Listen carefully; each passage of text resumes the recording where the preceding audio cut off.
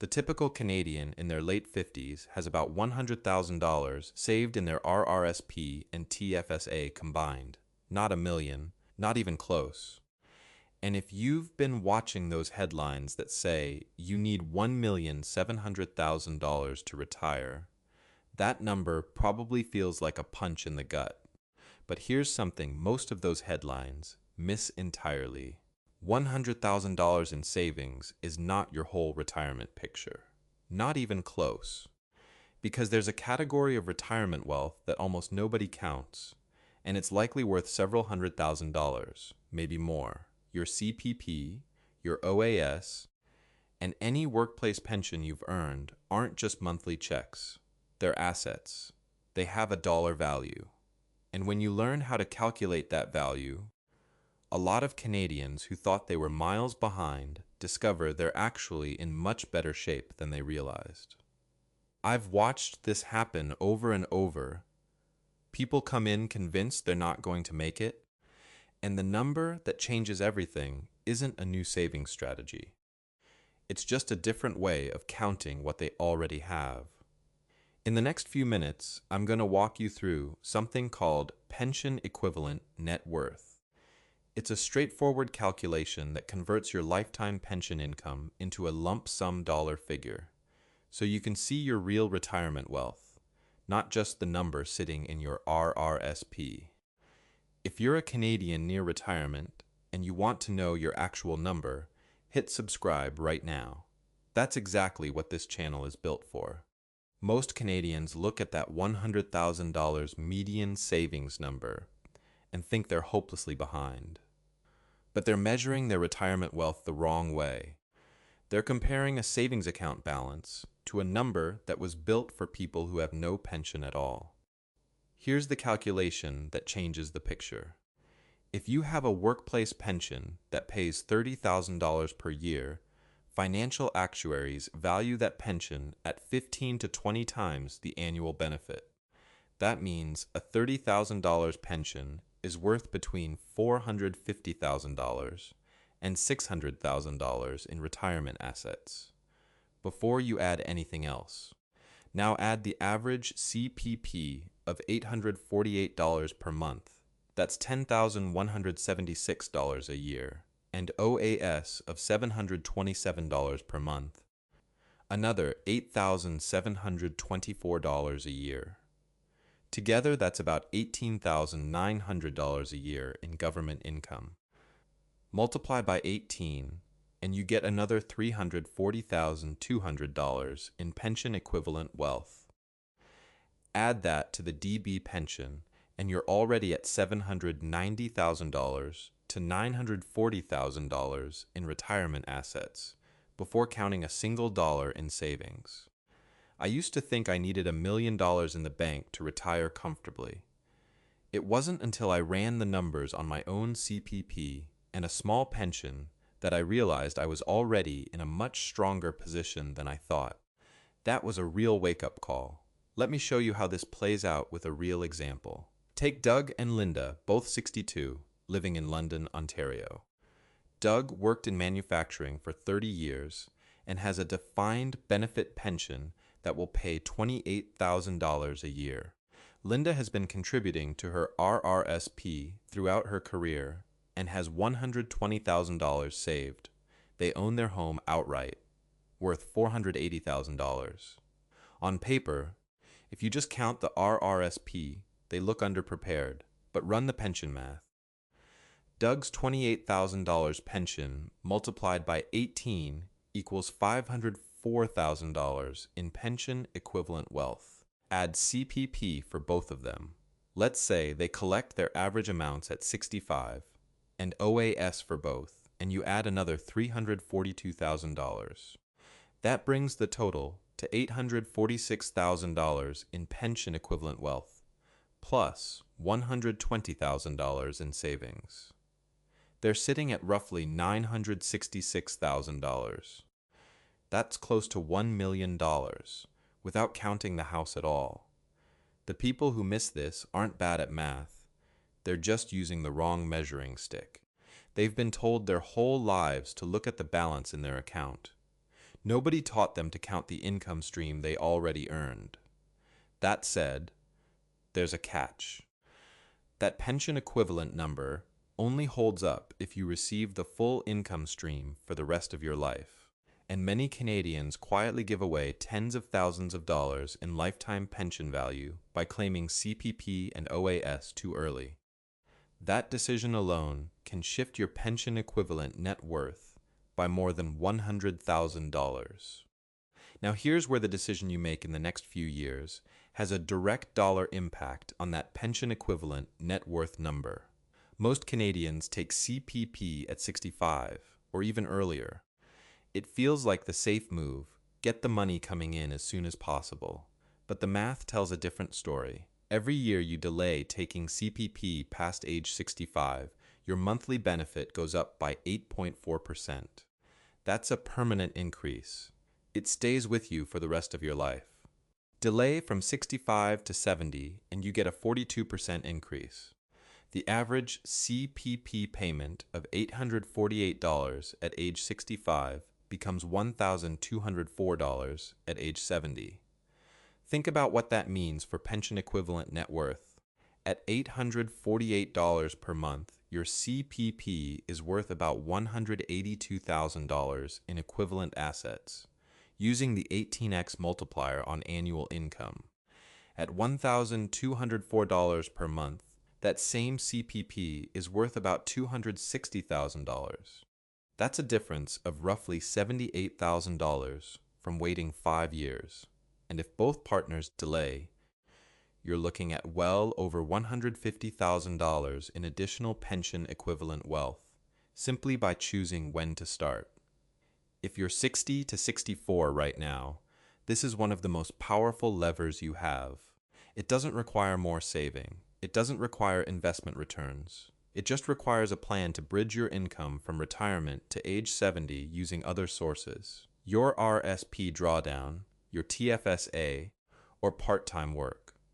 Delaying 2 years from 65 to 67 alone can add over $100,000 to your pension equivalent net worth. That's not a rounding error. That's a meaningful number. But deferral only works if you have something else to live on in the meantime. And that brings us to the other form of hidden wealth that most people overlook: what your home equity actually contributes to the picture.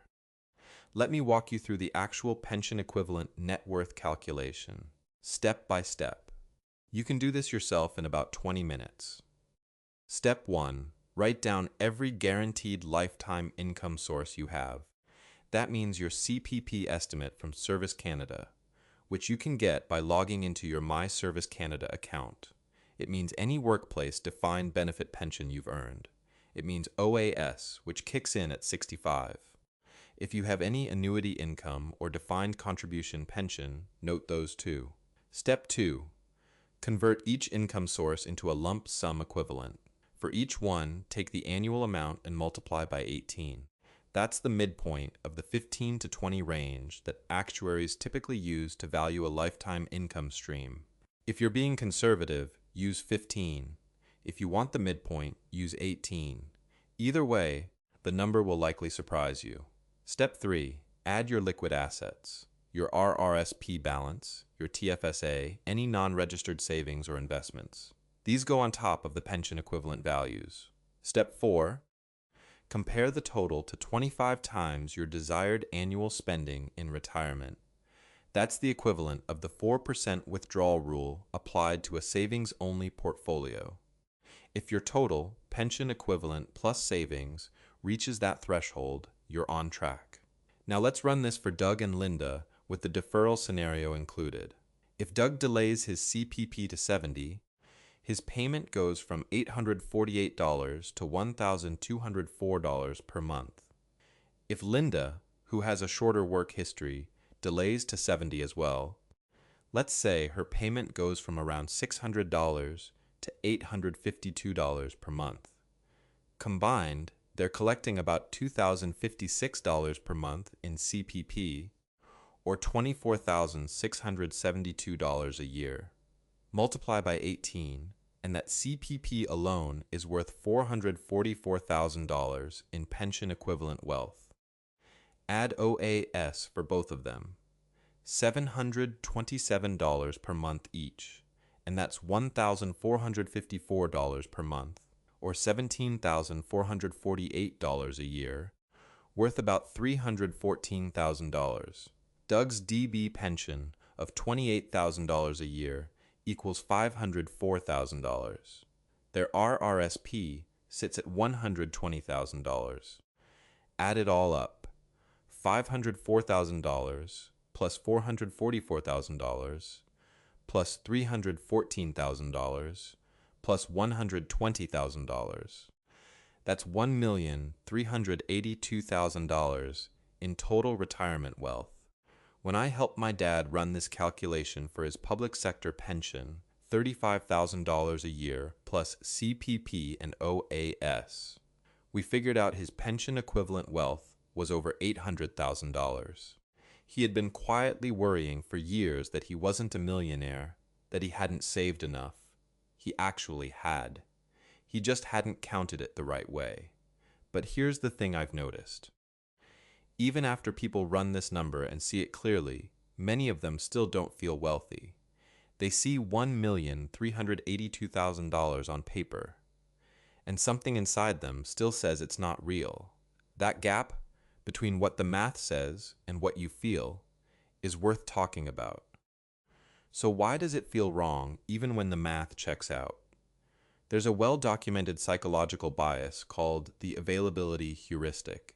We judge how common something is based on how easily we can call it to mind.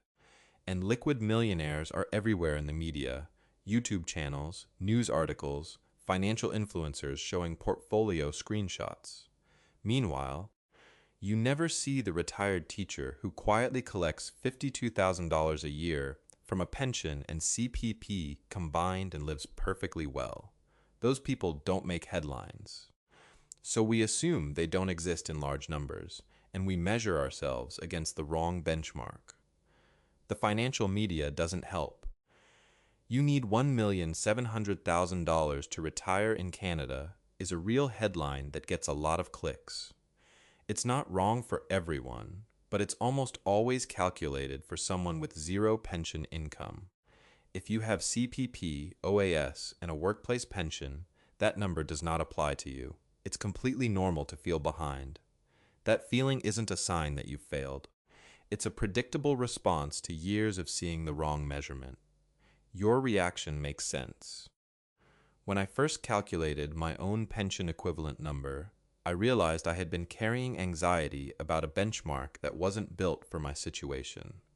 Once I ran the actual math, the worry didn't disappear overnight, but it changed shape.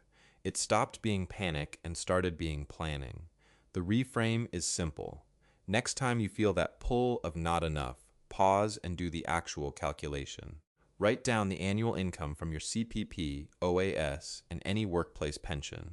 Multiply by 18. Add your savings. That number, not a media headline, is your starting point. Here are the 3 things you can do this week to run your own pension equivalent net worth calculation. First, log into your My Service Canada account and pull up your CPP statement. If you haven't done this yet, it takes about 10 minutes to set up. Once you're in, look for 2 numbers, your estimated monthly benefit at age 65 and your estimated monthly benefit at age 70. Write both down. Those 2 numbers alone will tell you a lot about the value of deferral. Second, find your annual pension benefit statement from your workplace plan. It's usually mailed once a year or available through your HR portal. If you have a defined benefit pension, find the annual amount you've earned so far and multiply it by 18. That's your pension equivalent value today, and it will grow as you keep working. If you have a defined contribution plan, it's a bit different. You'll want to estimate what monthly income that balance could generate as an annuity, then multiply that annual income by 18. Third, add everything up. Take your pension equivalent values from CPP, OAS, and your workplace plan, then add in your RRSP, TFSA, and any other savings you have. Compare that total to 25 times your desired annual spending in retirement. If you want $60,000 a year in retirement, your target is $1,500,000 in total retirement wealth, pension equivalent included. That comparison gives you a real picture, not a generic headline. Now, what if you don't have a workplace pension at all? You're not out of luck. CPP and OAS alone, if you delay both to age 70, can be worth roughly $600,000 in pension equivalent value for a couple. That's a meaningful foundation. Your savings then need to fill the gap between that income and your spending target, which is a much smaller gap than most people assume. If you want to go deeper on that piece, how to fill the gap between pension income and your actual spending, subscribe and tap the notification bell. That's exactly what I'll be covering next. So the next time you see a headline that says, Canadians need $1,700,000 to retire, stop and ask one question. Does that number include pension income? In most cases, the answer is no. That figure is built for someone with no CPP, no OAS, and no workplace pension. It's a real number for some Canadians. It's just not the number for most. What most Canadians actually have is a combination of guaranteed lifetime income from CPP and OAS, sometimes a workplace pension on top of that, and savings built up over a career. When you convert that income into a lump sum equivalent and add it all together, the picture looks a lot different than the headlines suggest. Run the pension equivalent net worth calculation. Write down your income sources. Multiply by 18. Add your savings. See what you actually have. You might discover you're a lot closer to retirement ready than you thought, or even past the milestone entirely. I'm Brian, and this channel is about helping Canadians see the retirement picture clearly. Not the version that gets clicks, but the one built on your actual numbers. If that's useful to you, subscribe and join the community. I'll see you in the next video.